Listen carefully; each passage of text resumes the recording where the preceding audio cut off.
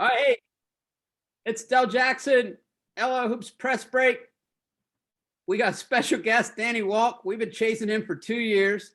He's a little camera shy, but he's always willing to talk to us after a game. So I'm really glad. We've had summer leagues. We've had so much stuff going on, and it's taken us a while to connect.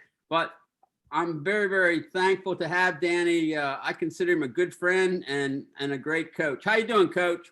I'm doing well, Del. Thanks Good. for having me. Good. Hey, here's what I got. I don't know if you keep track of this stuff. So, not counting Reading High, your record is 320 and 245. So you've had stints at Hempfield, Lancaster Catholic, and Warwick. At Hempfield, currently, I have you at 166 and 91. At Lancaster Catholic, 99 and 87, and at Warwick, 55 and 67. So what I want to talk to you about to start is give me I know how you started in the LL, but tell our fans how you got your start in coaching in the Lancaster Lebanon League. Well, as I told my classes, we started this week, I give them a little rundown about being a non-traditional teacher, being in the private world for a little while. After graduated from Millersville, went back and worked for my dad in his electrical construction business. Came back to Lancaster and actually went to work at the YMCA as youth sports director. But before I did that, I was actually in the 9th grade coach at Donegal. God rest his soul, Wayne Wolders was up there, and Gain Dessler was the athletic director. So they gave me my start, and just been at it ever since. So I'm very appreciative of that. Where did you go from Donegal? So you coached at junior high at Donegal. What was next step? I went to Stevens Tech, and I was at the Tech for 1 year. At the Thomas boys and John Brooks and a couple other guys locally that played for me over there, and Booby Gantz, he was there. We had a pretty good team. And that was a great experience as well. Paul Cameron gave me that opportunity, and I've just been real fortunate in all these stops that been around really good people. That's what the game will do. It brings people together, and you meet really good people, and I've just been fortunate and blessed. So after Stevens, what's next? Stevens, then I get the Lancaster Catholic job. Go to Lancaster Catholic and started out there and wanted to be in the building somehow. So I was like a cafeteria moderator and study hall moderator and day-to-day sub and long-term sub, and painted a lot of rooms in that building at night just to buy cornflakes and milk. Growing family, and always had a passion for the game. The game sort of took me down that road, and as most coaches, not those top 10 NCAA guys or pro guys, most coaches have to have 2 or 3 jobs because we're not in it for the money. That's nice. Well, at Catholic, you had some good teams, some teams that struggled a little bit. What was your next hop after Lancaster Catholic? Then I went Reading High for 2 years. And that was, I'll tell you what, every time you hear Reading High, I think of Teron Buchanan. He was our guard the first year. He went on to Albright, had an outstanding career there. And I don't know if he's retired yet or not, but worked for the Pennsylvania State Police. Just an outstanding young man. And here again, blessed to have that opportunity. And that was fun. It was fun. And then it's on to Warwick. Is that next? Then Warwick, went to Warwick for 6 years.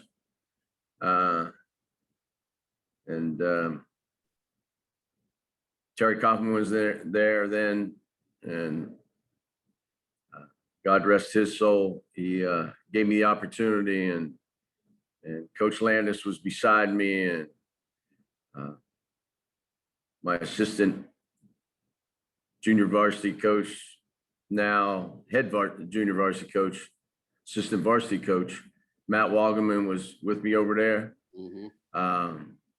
Lots of great friendships, lasting friendships were developed out of Warwick. You were sandwiched between the Landis brothers. Yeah, it was. Yeah, it was.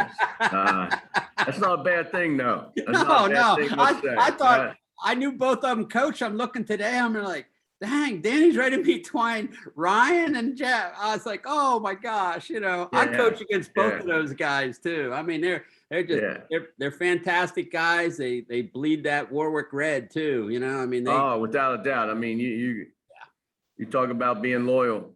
Yeah. It doesn't run any deeper than that. Yeah. I mean,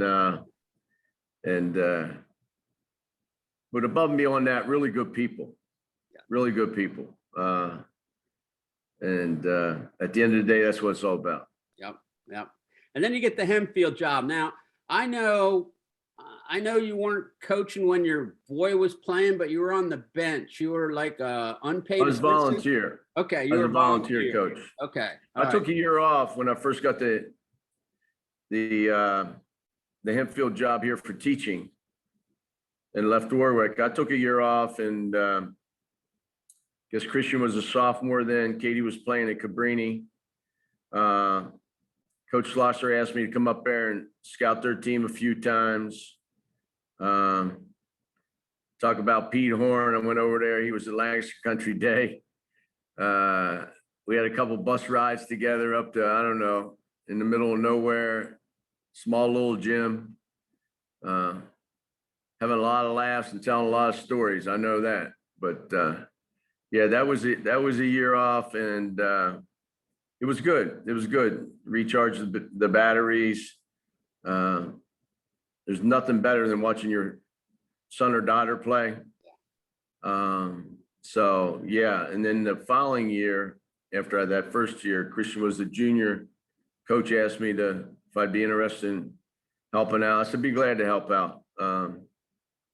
And we were able to watch some film here in my classroom whenever the kids were either in study hall or before or after school. So it was a good place for them to stop by and relay any message that coach would want to be giving them. And did that for 2 years, Christian's junior and senior year. And very fortunate for coach to allow me to do that and be a part of that fantastic run that they had in 09-10. They went 29-2. It's just memories for a lifetime. Yeah, that was a special team, and I tell you, it had to be cool for you to kind of watch that and not having to be pulling strings and knowing who's playing and all that stuff. I think I was on the Penn Manor bench at that point, and we played those guys. It was very, very, very intense games with him. Yeah, they had a lot of intense games. You knew that you're going to get everybody's best shot. Yeah. That's what it's what it's about, and it was fun being the good cop. I can be the good cop. Hang in there. Oh Coach my knows God. where you're at. Yeah. You can do it. Coach isn't really mad at you. He's just trying to get the best out of you, right? He's trying to make you better. Come on. Yeah. How about Christian? I mean, what was his career after high school? I know he had a couple stops. Yeah, he went to St. Thomas More. They won a national championship. Andre Drummond was on that team. Quite a few. Dame was on that team. He's now in the NBA. They had a tremendous team. It was that was exciting too. And his first year, obviously, 1 year school, prep school.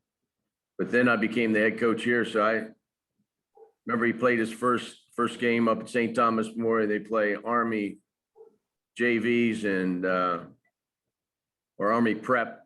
So I go up to see it. And I drive throughout the night back to get back to teach the next morning. Stopped up there at Allentown at that Wawa.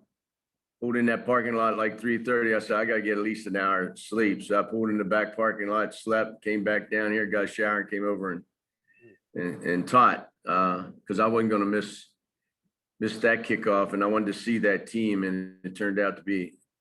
Christian thought though afterwards we had to go. That Mohican Sun's right nearby there. Mm-hmm. So he said, Dad, can you take me, get me something to eat? So we ended up in, Jordan had a restaurant there. He just wanted to go, you know, the Jordan name. Jordan's not there. Mm-hmm. We're just eating. Mm-hmm. We're eating a cheeseburger at, you can get at Mannheim Twin Kiss for about $2.50 because it's Michael Jordan's, you're paying $15.50. But you know, like most parents, I run him over there and I drop him back off at 10, but I still got quite a few hours to drive yet. So, but yeah, he went and played there, and then he came out of there and he went to Westchester, had a serious injury. Just coincidentally, it was at Chestnut Hill. Happened the game before Thanksgiving, and so he had to rehab the rest of that season, and ended up transferring to Chestnut Hill and finishing his career at Chestnut Hill. Okay. So yeah. Very good. But what's he doing now? what's he doing now? Yes, sir. He's working for Kinsley General Contractor as a project manager over in York. Nice. And playing a lot of golf. So I hope he's making a lot of money because he's playing a lot of golf.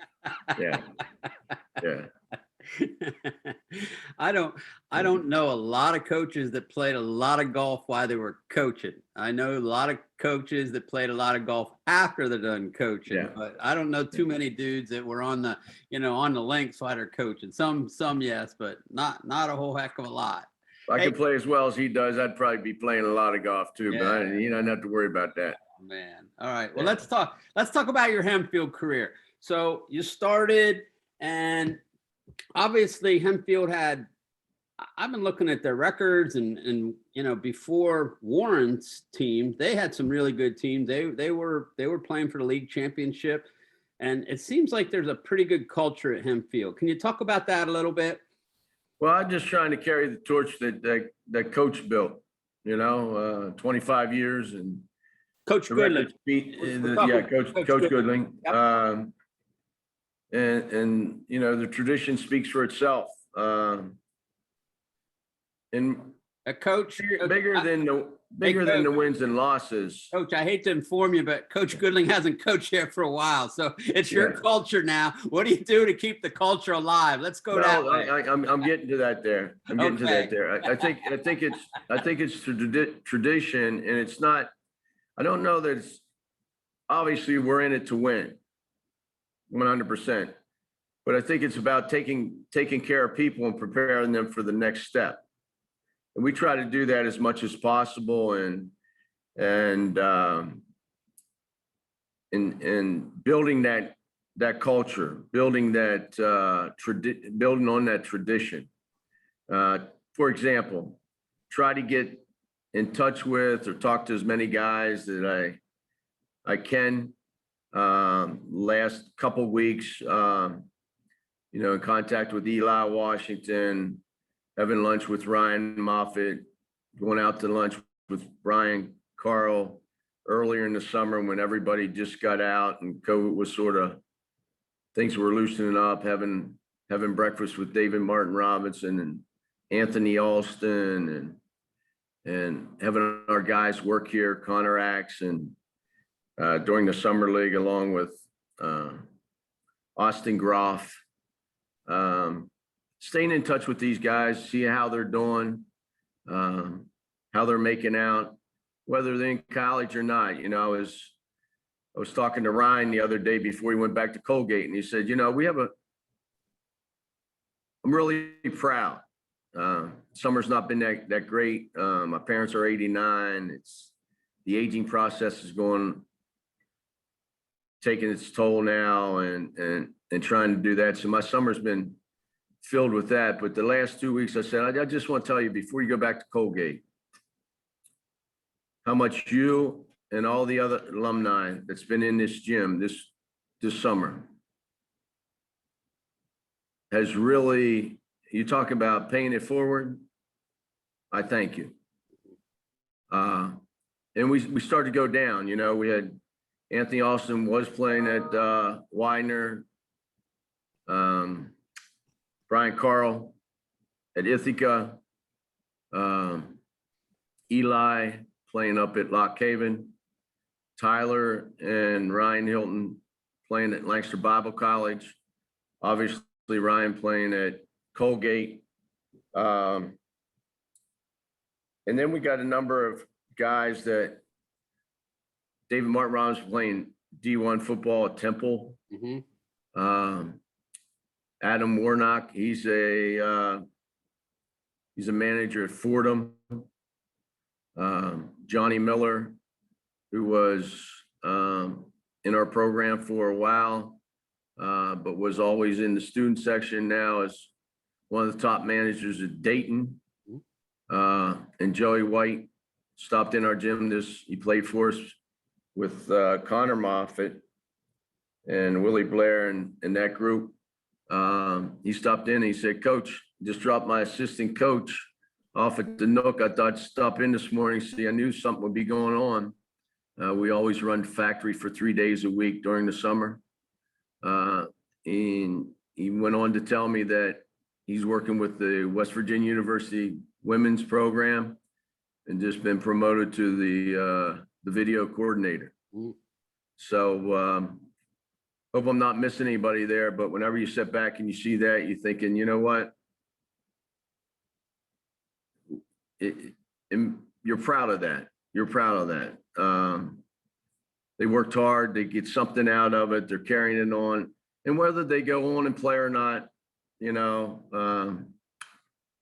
think of Bradley Atkinson, he's playing rec ball somewhere, but just good people, okay? And just really blessed to have been their coach. So we try to build on that, have those guys come back and be around, let them share some stories about what it takes. And hopefully our younger players, I know they respect it and they grab on it. They might not tell you at the moment, but they'll tell you after they graduate 1 or 2 years later what it meant. So that's sort of how we try to build the culture. In that process, you know, always been by the philosophy, athletes first, winning second. I figure that if we take care of our student athletes, winning will take care of themselves. So I sort of allow that to guide me. You know, game of basketball is a great game. There's no secrets out there. There's no secrets. I mean, like social media, huddle, whatever film exchange you want to use. It's just, you know, it's everywhere. So how can you build that relationship? That's the key piece of the culture. Nice. Okay, take us, I want to go back. I want to ask you about your state runs. It seems that when Hempfield gets in the states, it's a dangerous draw for anybody. And I'm talking a couple years ago, 3 or 4 years ago, it's like you guys had a way of winning close games. So my question as a coach to a coach is how do you prepare your kids to play a different style at a different level than what they're seeing in the LL? Ask them if they wanted that bus to keep running. You want that bus to keep running, we have to do this. Trust me, if we do this and we get the game the last 2 minutes, we got a shot. But if you think you're going to run up and down with Allentown Allen, it's not going to work. It's not going to work. Now we have to be selective because we're not going to delay game.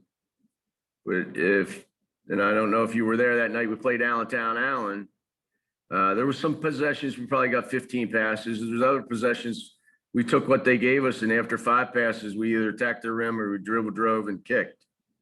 Part of that is, though, and I asked Ryan this when he went to Colgate, did we prepare you to play there? He said, Coach, I know how to play. And I think that's in teaching motion offense. That's our foundation, teaching guys how to play. Now, what happens, though, and you've been around a long time, Dale, and we run sets. I'm not saying, okay, but I think coaches get frustrated because when you first start teaching, it looks like just a total train wreck. Mm-hmm. Mm-hmm. Those guys running into everybody. You might have 5 guys on one side of the floor. Mm-hmm. It is just, so you get frustrated because anybody comes in there and say, man, that guy doesn't know what he's doing. Mm-hmm. Okay. But to ride it out, and when you get to the point where now, when you're talking about those state runs, we were in our 5th or 6th year. And I always say, coaches deserve 5 years to put their stamp on something. Okay, to create their culture, to create their philosophies, to get them instilled, being able to take it down into the lower programs, to build a program. Mm-hmm. This day of age of instant gratification, people aren't patient. They're not like, okay, Mike Krzyzewski, Tom Butters, back in the late 80s. Mm-hmm. He's the guy that saved that. Okay, he said he's our man. Mm-hmm. All right. People wanted to get rid of him. He'll tell you that. Okay. But we're just not in a society that's real patient. So that's I think that's part of that culture building. Those teams, those 3 years in a row, we went down and played Chester with Connor Moffitt and Willie Blair. And I was just telling somebody about Willie Blair the other day, where we go in there and Chester had a Division II lineup. Their length was close to mid-major. I mean, they had a length all over the place. They put that trap with 2 minutes or about 1:30. We're within 4. We got the ball. Might have been inside a minute. Brian Carl comes up to the top of the key to set a ball screen, and they call him on a moving ball screen. After what had occurred that entire game, I was like, what? Okay. We ended up getting beat by 6 or whatever it was.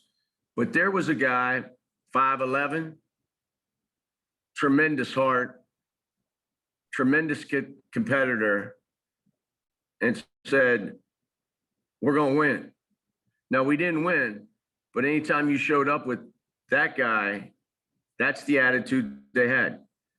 The other piece of that is that entire group from that year through the next 3 or 4 bought in. They were all in. You gave them a scouting report. This is what you need to do. And they were outstanding in accepting their roles. They knew where they were supposed to be, what they needed to do to help our team win. And they did an excellent job with that. Excellent job. And the other piece, they were friends. Mm-hmm. Now, they didn't go out, all the time off the court and hang out together, but they enjoyed to be around each other. You know that you've been on enough bus rides. You sense that as a coach. And man, is that a powerful building block? Mm-hmm. That belief, that trust, that confidence in each other. It makes you look like a good coach. Okay. I mean, yeah, that was special. When we talk about it, I sort of get goosebumps. Yeah. From that time. The Allen game was really special. That was a special night. Who did you play? I saw your game at Warwick a couple years ago. Who was that team? Coachville. They were very good. That was. They were very good. Yeah, they were very good. Yeah. That was.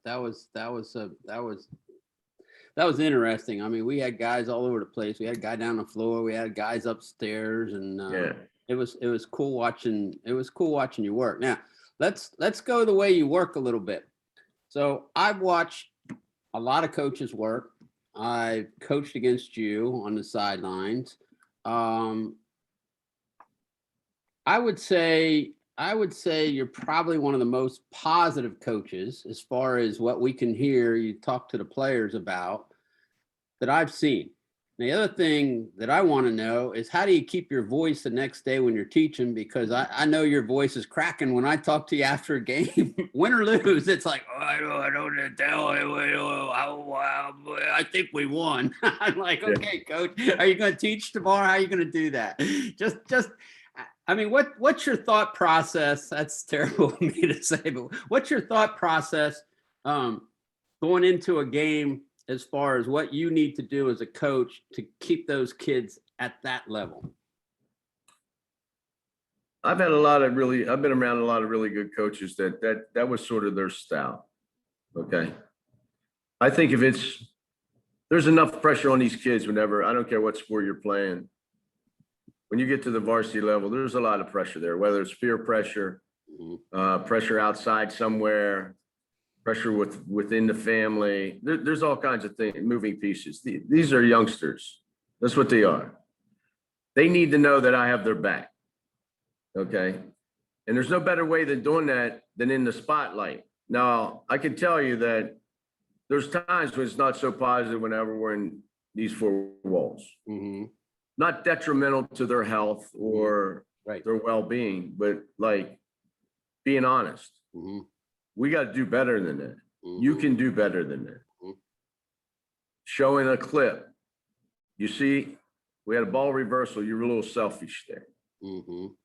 If you can make your teammate better, it's going to open everything up for you. Mm-hmm.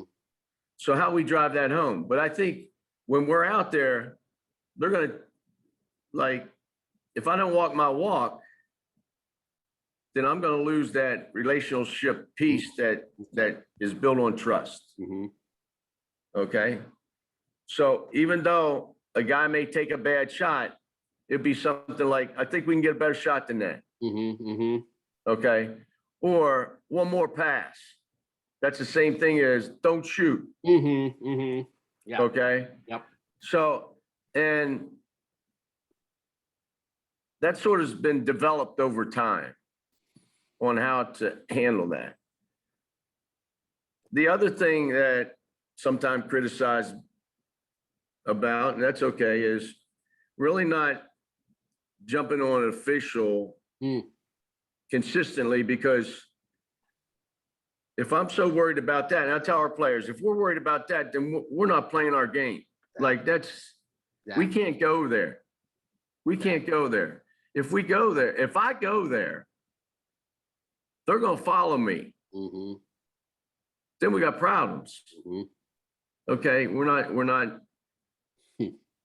going to be able to execute the way we need to execute. I try to walk that line. It's not perfect. No. It's not perfect. I have my moments. Yeah. Well, but I want them to know. Go ahead. That I got their back. Yeah. I know it's difficult if a coach, me or someone else when I was coaching, is on the refs constantly, and then you got to tell your players not to yip at the refs. You know, it's like, well, you're ripping at the refs, coach. You know, and I know I had that problem at Donegal when I first started there. It's like the refs they're not your problem. Your problem is you can't score the basket or you're walking. And it's like, you know, you got to kind of earn that respect. So that's an interesting thing. I wanted to ask you a little bit about the last 2 or 3 years. Okay. So 2 years ago, your team struggled a little bit as far as wins and losses. And then Andy and I looked at it a little bit and we're like, okay, he's got kind of the same kids coming back. And then the next year you're playing for the LL championship. So how did you build from the end of the team that struggled wins and losses wise to last year's team that was very competitive? And I don't think, I'm going to say, Coach, I don't think that was your most talented team either, like by far. But they did what they needed to do to get to a point where they won a district game. Go ahead. Yeah. The year that we struggled, we had like 6 games of like 6 points or less. So you're talking about 2 possessions or less. In that process, we actually played with like a 2-guard front instead of legit scoring or a legit point guard. Mm-hmm. And I'm proud of that team because of how hard they played and they competed up to the end, to the very end. Sometimes that just happens. We have been winning a lot of those games that were 6-point ball games by 6 points. Mm-hmm.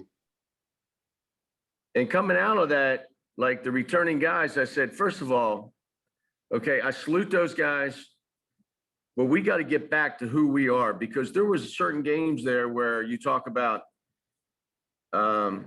we didn't play our best brand of basketball. Mm-hmm. And I said, okay, we sat down with that group last year and I said, okay, we know the winning formula. Here it is.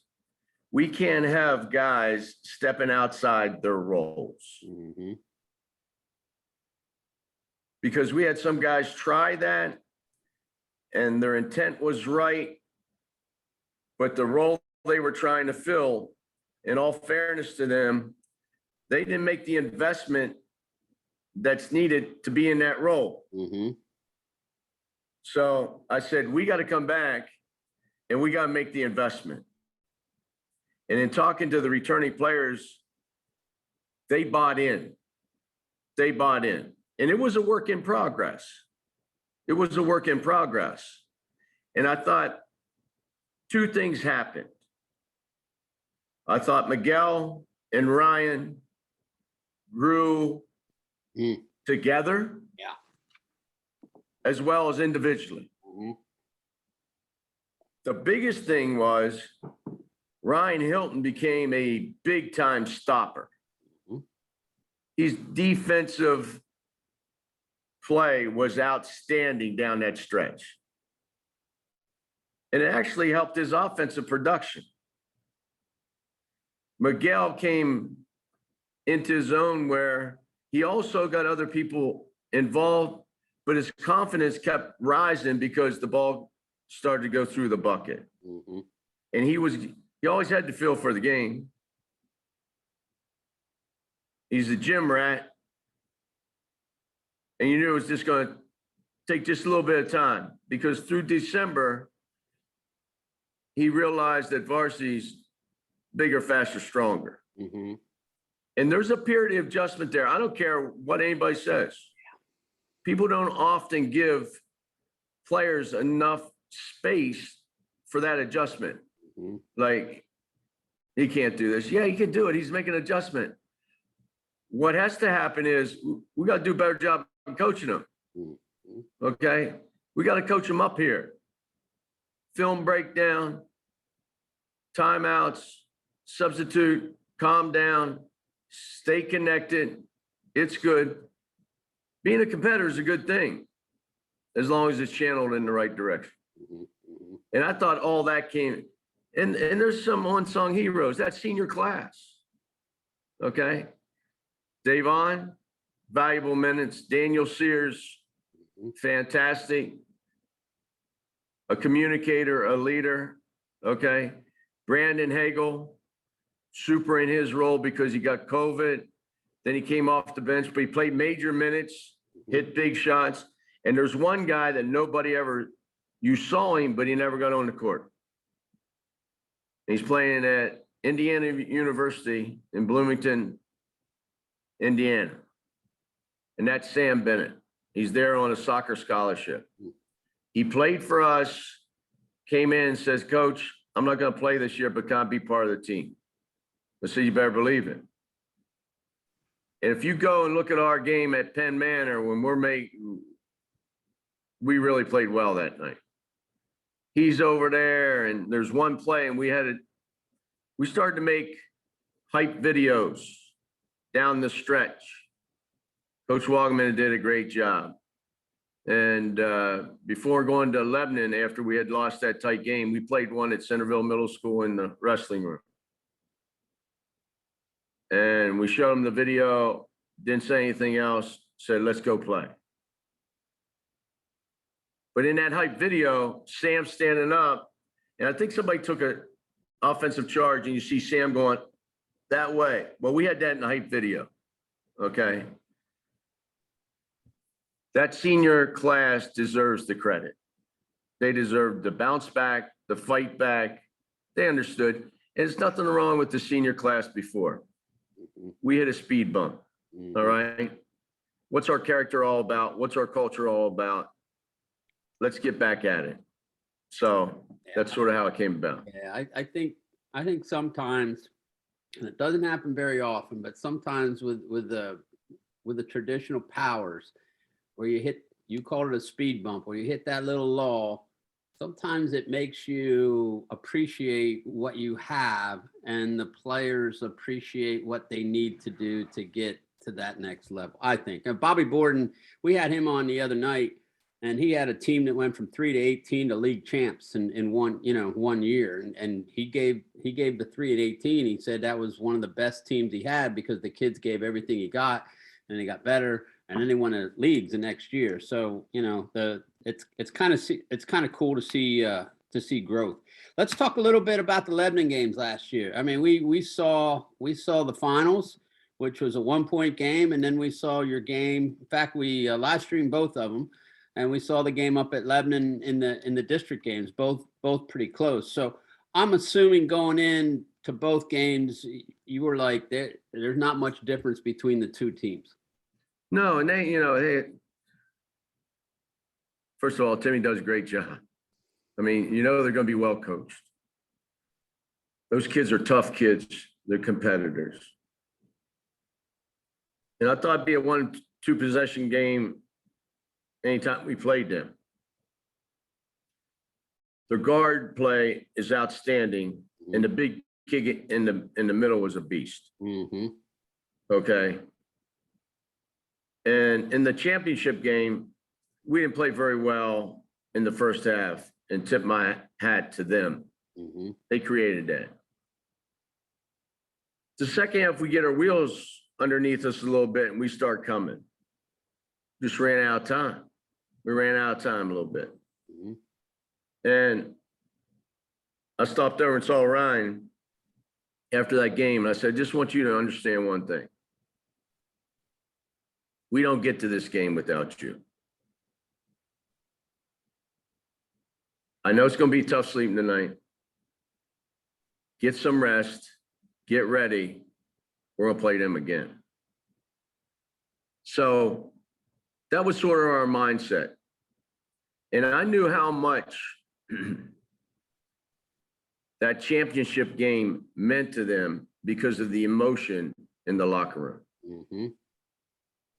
That told me our culture's in the right place. Mm-hmm. Because if it doesn't matter, you sort of just load up and go on, and you're satisfied for being there. This group wasn't satisfied for being there. They wanted to win. Okay. Going to Lebanon then, after we practice, and I've never been one to really like beat up on any situation, or sometimes the team beats you, sometimes you beat yourself, and other times you just run out of time. Mm-hmm. I thought we had opportunities. We beat ourselves in the first half by not making some buckets that we typically would make. But I knew we would have to fight. I knew we would have to fight. And I knew going back to Lebanon, we had nothing to lose. Everybody had us mm-hmm. down and out, mm-hmm. down and out. No, I get it. Been doing it a long time. Matter of fact, I really like that role. Okay. I like that role. And I knew these kids were focused, and we just went with that video Didn't do a walkthrough, nothing. I said, let's show this video. Let's get on that bus and let's go play. And it worked out. It worked out. So I appreciate them. It was just cool. It was cool to see both of those games. There were so many ebbs and flows and tough whistles, and I thought it was incredible by both. And you knew, I don't care who got a lead, it was going to get tight. Yeah, exactly. It was going to get tight. Yep. For sure. Yeah. So yeah. Let me ask you this, because I saw the game against Wilson. How good is Stevie Mitchell? Marquette good. All right. Marquette good. Yeah. You know what Stevie Mitchell's, why he's so good? He makes everybody else that much better. Okay. And what he does is he's so clever. And if you could just like have kids just watch him, and he lets the game come to him. Mm-hmm. He's not forcing that stuff. Okay. He picks his spots. He goes to work. And then he had those two sharpshooters. Okay. Or the big guy that looked like $1 million because he can draw three, dump it to him, and he's finishing it. Okay. Mm-hmm. Tremendous player. Tremendous player. I talked to him after that game, and I hadn't interviewed him, and I asked the Reading reporter, I asked Mike Drago, and I said, hey, how is he? Oh, he's great. He'll talk to you. And so I said to him, I said, have you guys practiced against the 1-3-1? And he's like, a little bit this week. Like, okay. Yeah. And, and he was slicing and dicing and again, I'm sitting there watching this guy. I'm like, he could have 40 points easily. And he was just doing his thing. And every once in a while he wanted to get a dunk, and he would try to dunk, and then he would throw it up to the big guy, and then he would kick out to the little 5'7" dude in the corner, and he'd pop a three. And I'll tell you what I was more impressed with. I mean, not more impressed, but I really loved his game. But I thought their defense was outstanding that night. They were. I mean, Matty had them ready to get up in our grill. Yeah. And it didn't matter where we were at. Nope. It did not matter. No. And they were, well, they're always well prepared with Matt. I mean, that's. Yeah. But Stevie, back to that 1-3-1. When you have that floor game and that basketball IQ that he has, you don't have to really worry about what are they going to throw at us. Yeah. Okay. Boxing one. Yeah. Whatever it would be. I mean, he's really good. Well, that's why it's a D1 guy, Yeah, I mean, D1 guys aren't bad, coach. You know that. No, not at all. They're not bad. At all. Hey, let's talk about how things have changed. I mean, you've been coaching. I have you for 24 years at the varsity level, and obviously more than that.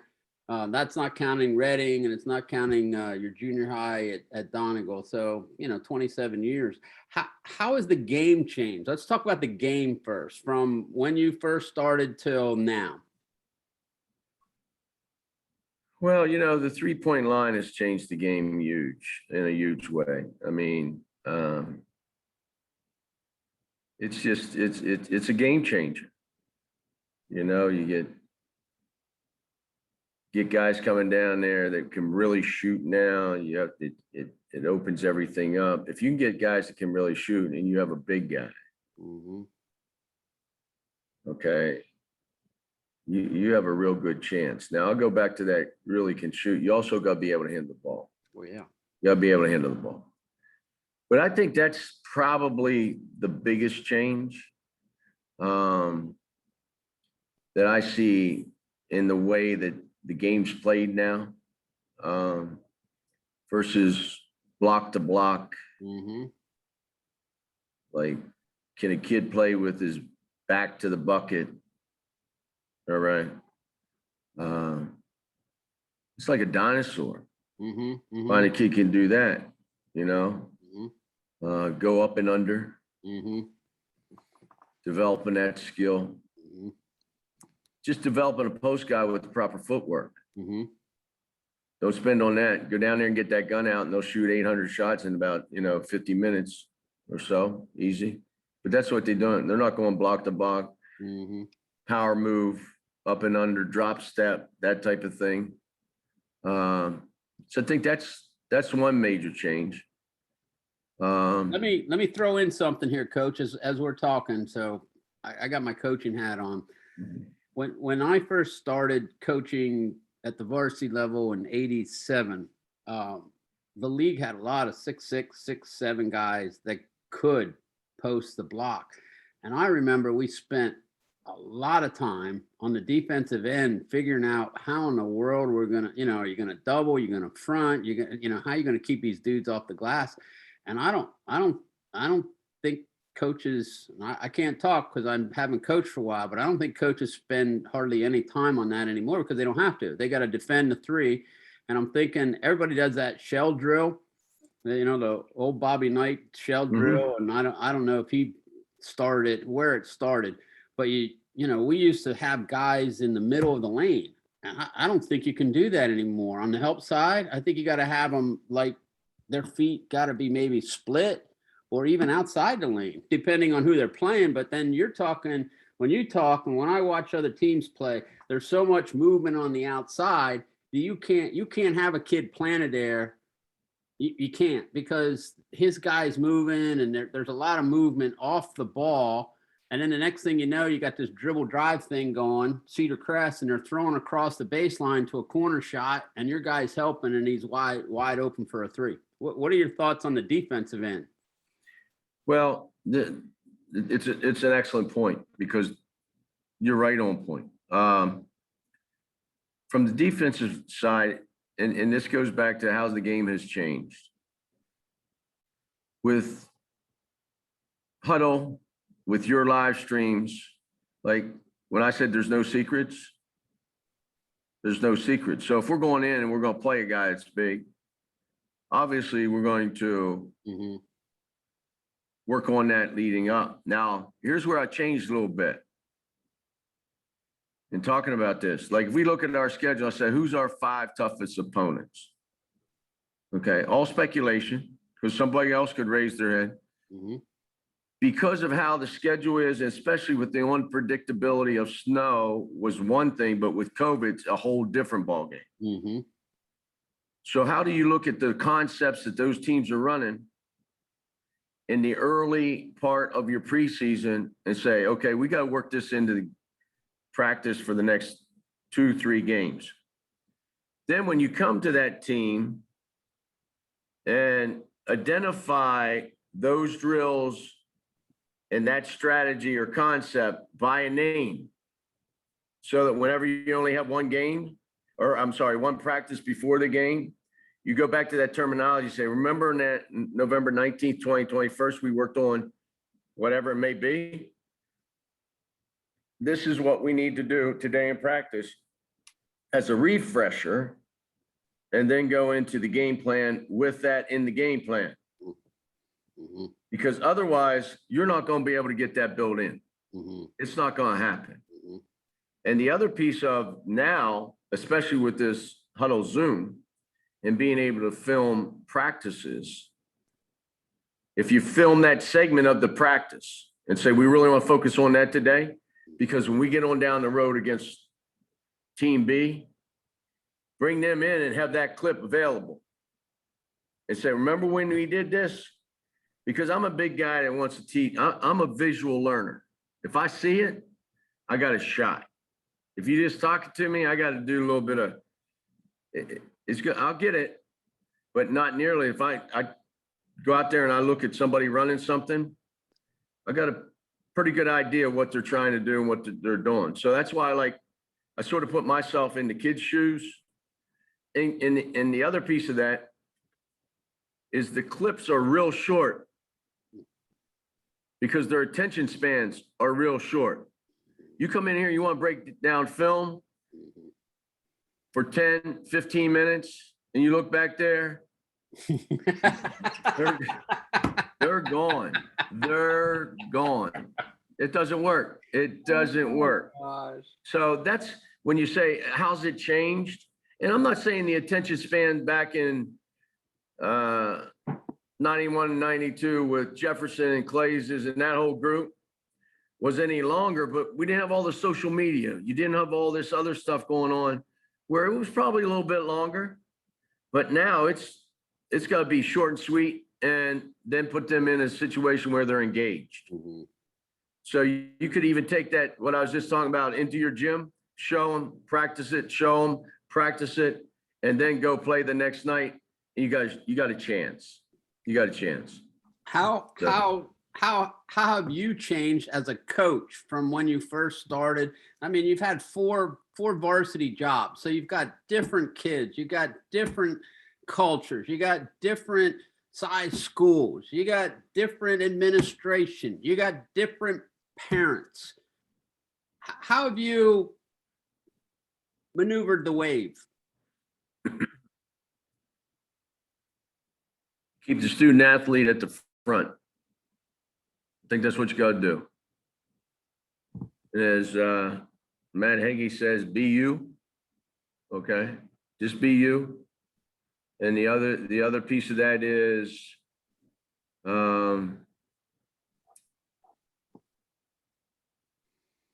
it's interesting you asked this question because Todd Stevens, who played for me at Catholic, just became the head coach at Greencastle Anthem.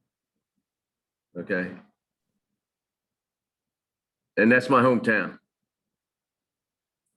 And he called me up the other night and he says, you know, I got this going on. I got this parent wanting to do this and I want this. And they want to put kids in shootouts and do that.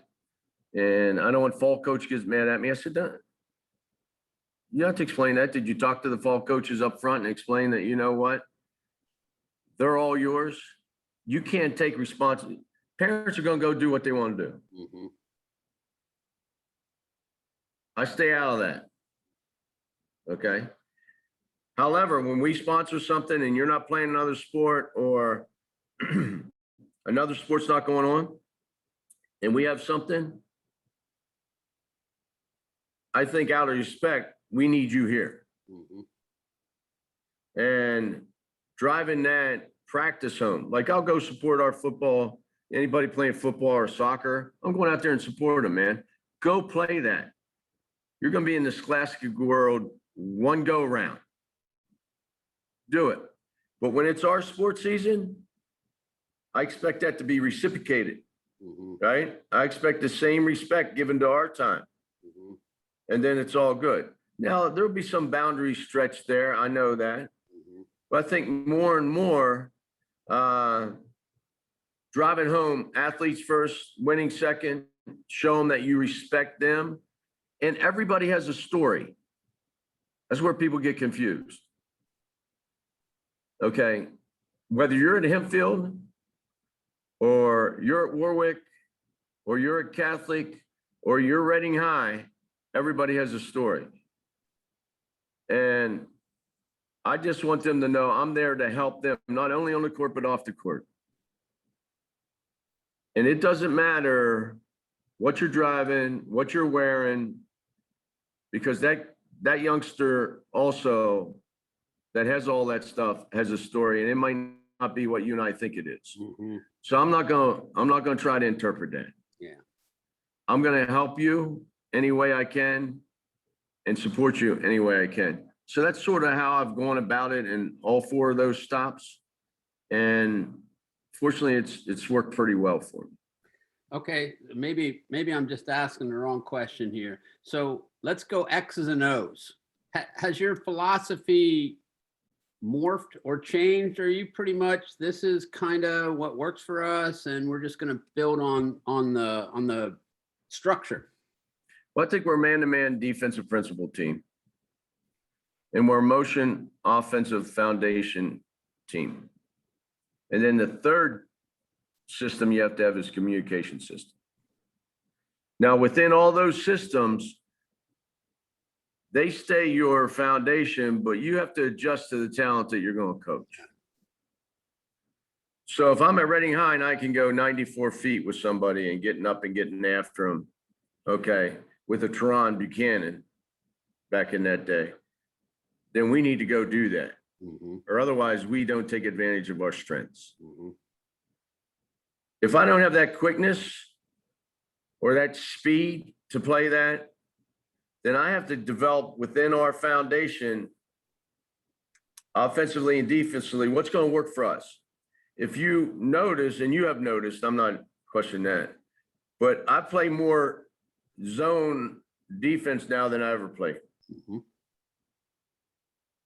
Whether it's to change the tempo of a game because they're faster and quicker than us, whatever the reason may be, I have to be wise enough for us to have a chance to win. And that's my purpose, is to put them in a position to be in a position to win.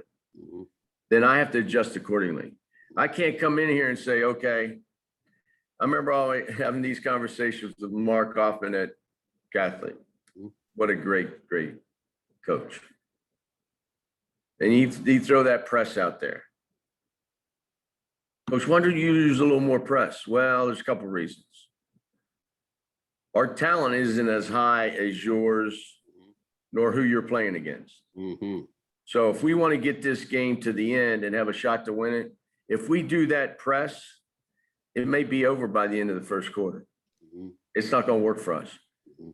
We didn't have the pieces to run that the way they had. They were schooled. They ran it to the T. Excellent. It just wouldn't work for us. It's like people go watch Boeheim and that crazy 3-2,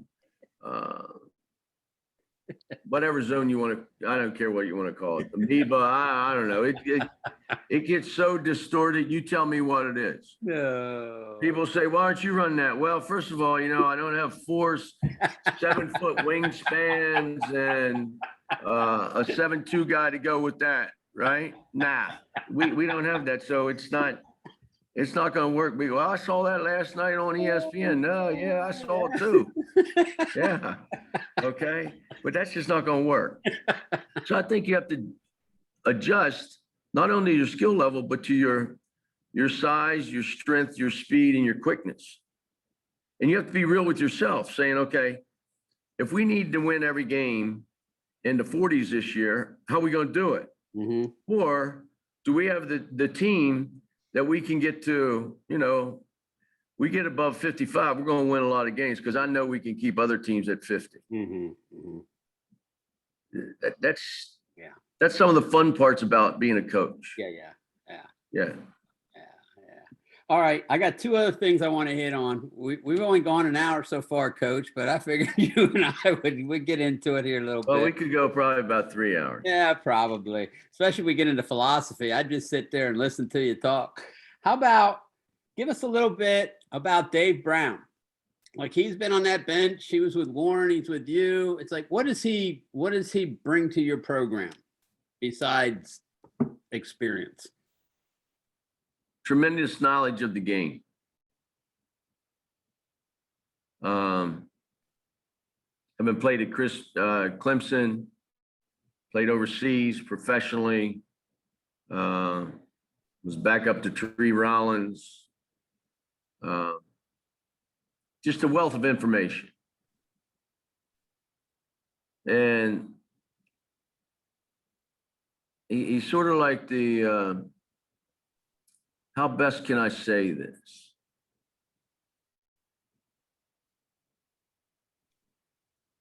He really cares about the kids. And people will see him slam that clipboard down on the chair beside him. Okay. Or start mumbling stuff. All right. But at the end of the day, there's nobody who cares anymore about the kids than Dave Brown. Oh, man. Well, I mean, and you know what? He'll be so fired up that first day of practice, like it's his first practice at Clemson. Keeps him young. I got a confession, Coach. I saw him play when he played high school in York. There you go. There you go. And we're not gonna say what date that was. Oh, I've had multiple discussions with him when he's sitting there watching the game before that, and he'll just like, oh, this, that. I just laugh at him. I mean, the dude obviously loves the game, and he's been there, he's seen it all. And he's real good. He's real good going, grabbing a guy and talking to him one-on-one. Yeah. Okay. Yeah. He's in his element when he can do that. Yeah.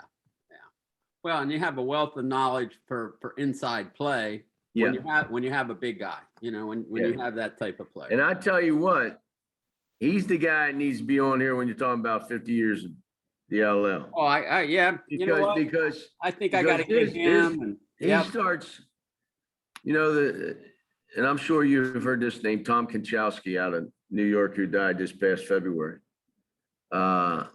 Unfortunately, I'm going up to his celebration of life, September 10th, at Malloy High School in New York. But Tom had this uncanny memory that was just, we're on the subway one time, we're going up to Rutger Park, and he's telling me about when Julia Serving, Dr. J, was playing up there in a summer league game, and he's giving me the starting five of both teams. I mean, this was like a couple years ago, and Tom was 79 when he died. But I'm like, Dave is like that guy in the LL League. Mm-hmm. This game, that player, this team, this location on this day, just a wealth of knowledge. Because he has a great passion for the game. Just tremendous passion. So we're fortunate to have him on our staff. No doubt about that. All right, let's wrap up with something that you and I care about a lot. Let's talk about Dookie basketball. What are your ties to the Duke Blue Devils? I know, but not a lot of our people know out there. Well, it goes back to, it all started in 1987, 88. Coach K and Bobby Knight, where they were doing a clinic at the University of Scranton.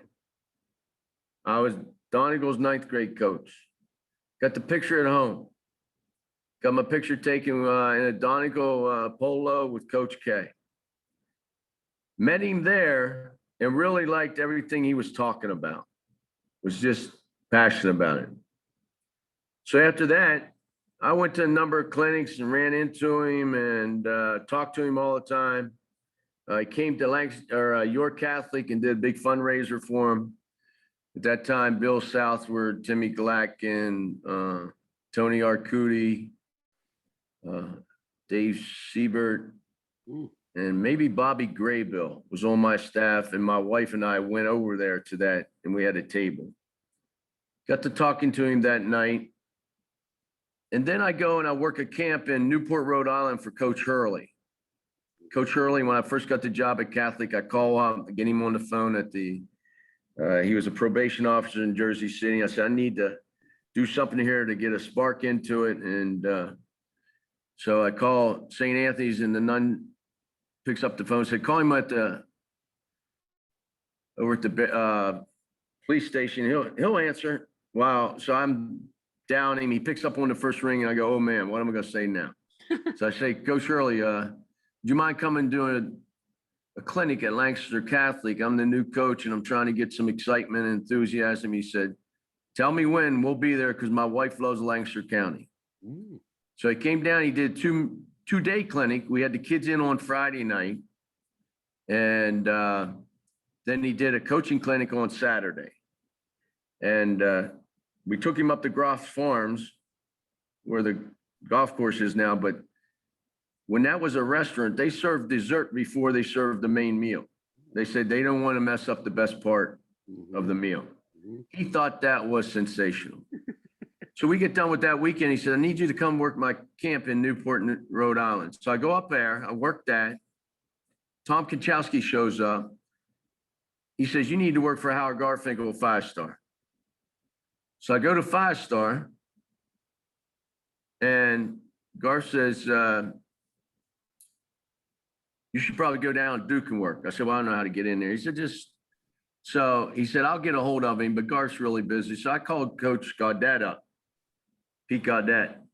And I said, do you mind if I come down and just hang out? And this was like 1993. So I went down there for 3 days and hung out. Coach Gaudet says, give me your name. I'll send you a contract the next year. He sends me a contract the next year. I go down and I work camp, and Coach becomes a lifelong friend. He's helped our family in so many different ways. He's called and left messages when we were going through some real challenges medically with our family. I go into the Reading interview, and it's a group of about 10 people, and somebody says, how do you know Mike Krzyzewski? So, well, he's been a personal friend. I've worked for his camp for a number of years. And he said, did you know he called here today? I said, no. I did not know that. And I didn't, okay? Through Howard Garfinkel and Coach K, the call was made, and he's just been just a tremendous friend. Our family's a lucky family to be part of the outer ring of the Duke basketball family. Yeah. And then I go over to the Nook here recently, and Coach Shire's there with Coach Carrawell. And Coach Carrawell was my station assistant at 5-star. And when Coach Shire came back into the coaching ranks after his time, and he had that injury with the Heat, his first summer back, Coach K came, and he was teaching defensive station. He said, I got a new assistant for you. Here was Coach Shire. He said, show him how to teach the game. Okay. All right. So I have to remind those guys every now and then, right? Okay. All right. So it was, it's just been a really special place for us. Yeah. Very cool. Very cool. Yeah. Very cool. I get down there every once in a while, and usually I go down there and I see Lee down there, and he always asks about you. He says, hey, how's Coach Walck doing? Yeah, well, when Lee was there, we were I was coaching at Warwick, so he would go up there, about 9 o'clock at night, and we'd shoot to 10:30. Then we'd go out the track, and he would have to run. And he had to call his time back. I would time him, and he had to call his time back in. Then if he didn't hit the right time, he had to come back the next morning and run it again. Okay. So he's been a lifelong friend as well. Nice. Yeah. I tell you what, it's interesting when you do get to. I mean, you've had a lot of experiences with a lot of the big name coaches and things like that. I got to see a Duke practice once. How, I don't know, but I got in there, and I'm like, okay, I've seen other coaches practice, and it's like ain't much difference except they got guys that can play better than your guys. I mean, they're shooting layups, they're doing post moves, they're doing a little run, they're doing shell drill, and I'm like, okay, this is pretty cool. JJ Redick's down there on the mat. The difference is each one of them dudes got a manager. They're rolling out the balls, they're stretching them out. It's like there's no dead time because they got 12 managers and they got 10 players. So I thought that was the biggest difference for me. I don't know what you saw, Coach. Yeah, I've seen a few practices, and that's a very good point there on how efficient they run, but they have the resources. Yeah. Like when you say, just around the main court, you got at midcourt on both sides of it, you have a manager. Under the basket, you have a manager at each end. You got a manager on the clock. You got two over there, one on one bench, one on the other. Okay. I mean, you get a lot of stuff done with a lot of people. All right. But I will say this: organization, quick, game-like. Just picked up so many things like that. Like I think that's where you can, as a coach, how do you make your practices more game-like? There's one way, you know. Don't get hung up on that certain drill for too long, even though you think you got to go one more rep. Switch it up, go, maybe come back. But yeah, and I think I would love to see one of those practices with maybe after back in the old ACC games after a Maryland loss or something. Yeah, that would be I think that'd be very interesting. I got a pre-practice before the North Carolina game, so you know there wasn't a lot of hitting and a lot of things going on. The craziest thing I saw was Wojo's down there working with those 7-footers, and I mean he just chewing their butts. And I'm like I'm going like this, you know. You got a little midget out there, and he's looking up, he's just chewing their butts, and I'm just like, oh my golly, oh. Yeah, he was the big man coach for a number of years there. Yeah, I saw him at a clinic at the Mathis clinic, and he was one of the few guys that he passed out papers. Like instead of you having to take notes and everything, he had it all written, and he had papers available. And I did get some feedback, you know, to some of the people down there. I said that was pretty cool because you know you could just watch them work instead of like trying to figure out what the heck they're doing and trying to go from there. Anything else you want to throw at us here, Coach? Like I'll turn it over to you. No, I think the biggest thing is my sincere appreciation for LLhoops and all that you do personally, and Andy and your staff does. We're fortunate in the LL to have a resource like LLhoops to promote the game, number one, but also to promote our league and everything that's going in it. And whether it is a 3-section league or a 5-section league, which becomes a bigger task for you and your guys to get out and get all those games, but do a sensational job. I'd just like to express my sincere appreciation and thank you to you. Your passion for the game is obvious because I remember when you first started out, and if anything, the persistence that you have shown to build it into what it is today is something to salute, because there's, just as in building a team or a culture, it takes a lot of blood, sweat, and tears to make it happen and to stick with it,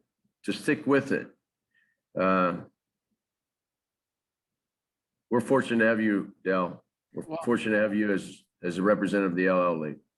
I thank you for that. What I am going to say is we're entering our 22nd year, Coach, almost as long as you've been a head coach in the LL. And I started a long time ago. Actually, I started when I didn't have a job. I mean, I wasn't coaching, and I needed something to fill that void, man. I had to see games. I had to still stay with it. I had to, you know, I just felt a commitment to doing something for myself more than anything else. And we started with Section 1. And I covered Coach Goodling's team, that one team that he had. They were tremendous. They had Butt and I'm trying to think of the forward. They were awesome. That was the year that they made a really nice run. I think they were like 30-2 or something. And then we've morphed, you know, as you and I talked before, it's the technology, as you know, you're a business teacher, technology changes all the time, and you know, you gotta keep up with it. And we've made some changes, and it's been good. It's been really good to us. We're recognized by the LL, obviously. We're recognized by District 3, and we're recognized by the PIAA. So we try to, our goal is to be positive about everything that we do.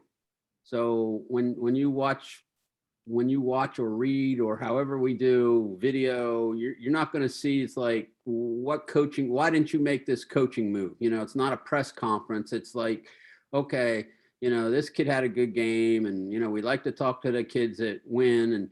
And, you know, I did catch a little heck out of one of the coaches, like, why don't you talk to me when we lose? I said, well, you know, you're half a mile away. That's the first thing, you know? And it's like, I don't know if you're back there crying or what are you doing, you know? So I don't want to interrupt. I said, I've been there. It's like, sometimes you just don't want to talk. So I would say we've had such great cooperation with the coaches. And I think that's just part of what you said. You know, we want to do it right. We want to do it positive. We love watching good games. We love seeing the players. And then when we go to do some all-star selection or something, we usually know what we're doing. As far as we've seen Andy, between Andy and I, we usually see everybody, and we get a pretty good feel. But you've been one of our big backers, so we appreciate that. And things have changed a lot, and they continue to change. I mean, you and I just talked about this at Zoom. I mean, we didn't do Zoom 2 years ago. This came about COVID, and, you know, I love it because I get to see reaction. It's quick.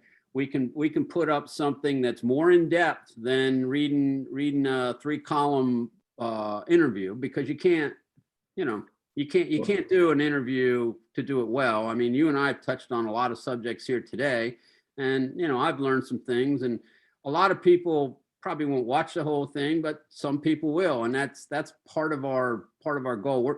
We're down. I tell you, Coach Walck, we have zero turnover this year in the LL, 0. So that's different from when I first started. I don't think there's quite the pressure to win, which is good. But that being said, I think I got 3 more guys to get on the Zoom, and then we've covered everybody. So it's fantastic. Yeah. There's another area that I would like to congratulate you on, or what should I say, a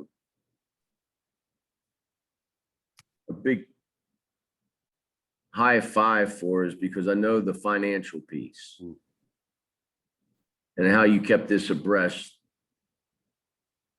lots of times on your own dime. So moving forward, I just challenge everybody to be able to help out a little bit and keep this thing growing, because, as you say, as technology changes and this changes and that changes, usually with the change comes a dollar sign of some type. Yeah. So any of your guys that you're in touch with, your old players that are managers, you know, it's like, we can do giveaways, we can sponsor player of the game. We're always up for a little help, Coach. It's you all a little NIL. Yeah. Happening, exactly, right? Exactly. Yeah. Oh my gosh. How do you think, before we leave, let's go back to the Dookie guys. Let's go back to Zion. Okay. If he had NIL, now he would be a millionaire while he was playing college, which he was going to be a millionaire probably while he was playing, going, you know, forward when he signed his contract with the shoe guys and everything. But as you look at that, and I know you're not a college coach, but I can see guys getting pretty distracted with the money. Can't you? I mean, it's like, you know, I got to shoot here, and then, you know, coach wants me 60 hours a week, and, you know, now I don't know. I mean, what are your, I can tell you this, when Zion was a senior at Duke and his crew, where they get 3 or 4 drafted that year, they weren't signing autographs. They weren't doing that, because they knew their autograph was going to be worth money as soon as they declared for the draft. And, you know, to get an autograph from those guys was extremely rare. So now guys similar to him can, Sure, you know, get paid for that stuff, which I have no problems, but I just see, like, I don't know if there'd be jealousies there. You know what I'm saying? Like, the big dog's going to get a lot of love and a lot of money, and the little dog is going to be like, okay, you know, I don't know. What are your thoughts? well, it brings an added dimension on how you keep your team together. Number one, okay, just by everything that you're explaining there, and especially at that level, okay, they have so many people around them that are giving them advice that maybe aren't the best people to be given advice. Mhm. So I think it's real important that each individual school, which they do, and they try their best to guide them in the right way and developing their brand without stepping out of bounds on the team concept, which is going to be a real task and a balancing act. Yep. Because of everything you said and those posses around them, Mhm. which are great, the influencers Mhm. saying you should get what he got because, man, you're as good as he is. Mhm. You're not getting the ticks you should be getting. Mhm. Therefore, your brand's getting hurt. Mhm. I think that becomes part up front of a hard conversation in the recruiting process. Mhm. Because if you're not transparent and you can't come right at it the right way, and then you tell them something that's not going to turn out to be true, it's going to play havoc on your team, Yeah. without a doubt, without a doubt. Yeah. And you know, you can look at many different ways. Some people say, why should they be getting paid? Because they're already getting a $250,000 scholarship offer. Isn't that a form of payment? The other one's saying, yeah, but the school's making all these millions off of their name, you know, whether it's at the bookstore or at the arena with their name on whatever it may be. I get all those arguments. But there has to be some form of a process, a training, because otherwise it's going to ruin your program. Mhm. I mean, if you can't manage this, and it's going to be a balancing act. Yep. It's Yep. going to be about. Now, with that being said, we're talking about the top 50 programs. Oh, The absolutely. top, okay. Maybe the top 10. Yeah. The other ones that are going to get that Division II, or even a local pizza shop for a hometown kid that went somewhere, and I'm going to give you $2,000 towards, you know, whatever, you know, that fantastic. Good. But when you get up there and you're talking about millions, those egos are in there. Oh, And yeah. we know how that is. If you don't believe me, go see an AAU tournament at the Nook Yep. when Yep. Hoop Group's there. Mhm. And you can see how that might not play out best for a team. Hey, Yeah. Coach, thank you, man. We only went an hour and a half. Yeah. It's probably the longest Zoom that we've had. So Yeah, well, the nice thing is people can click that little button and go fast forward, or they can just hit now in and out. I'm done. I'm in and I out. would I'd like to see that chart, because they'll stay in about 2 minutes. They'd be going. Oh, yeah, we'll see. Now, there's some hardcore guys. I know they look forward to this. But thank you, man. Good luck with this year. Yeah. And I'm sure we'll see you on the trail, Coach. Thank you so much. I buddy. appreciate you, Dale. Thanks so much. Yeah, man. Good night. All right.